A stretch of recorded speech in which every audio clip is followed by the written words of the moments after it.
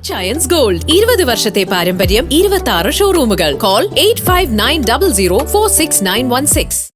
യുകെയിൽ ജോലി വാങ്ങി നൽകാമെന്ന് പറഞ്ഞ് വിശ്വസിപ്പിച്ച് 12 ലക്ഷം രൂപ തട്ടിയെടുത്ത കേസിലെ മുഖ്യപ്രതി പോലീസ് പിടിയിൽ. തൃശൂർ സ്വദേശിയായ ബെന്നിയാണ് പിറവം പോലീസിന്റെ പിടിയിലായത്.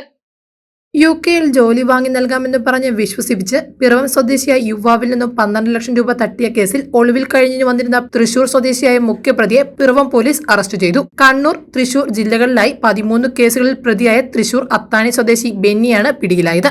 വ്യാഴാഴ്ച വടക്കാഞ്ചേരിയിലെ ഭാര്യ വീട്ടിൽ ഒളിവിൽ കഴിയവേ സൈബർ സെല്ലിന്റെയും ശാസ്ത്രീയ അന്വേഷണത്തിന്റെയും ഒടുവിൽ പിറവം പോലീസ് പ്രതിയെ പിടികൂടുകയായിരുന്നു. 2023 മാർച്ചിലാണ് കേസിനാസ്പദമായ സംഭവം നടന്നത്. കേസിൽ കൂടുതൽ പ്രതികൾ ഉള്ളതായി പ്രതിയെ ചോദ്യം ചെയ്തതിൽ നിന്നും പോലീസിന് വ്യക്തമായിട്ടുണ്ട്. ഇതിൽ തൃശൂർ ജില്ലയിൽ നിന്നുള്ള ഒരു അഡ്വക്കേറ്റ് ഉൾപ്പെടെയുള്ളവരുടെ പങ്ക് സംബന്ധിച്ച് വ്യക്തമായ വിവരങ്ങളും പോലീസിന് ലഭിച്ചിട്ടുണ്ട്.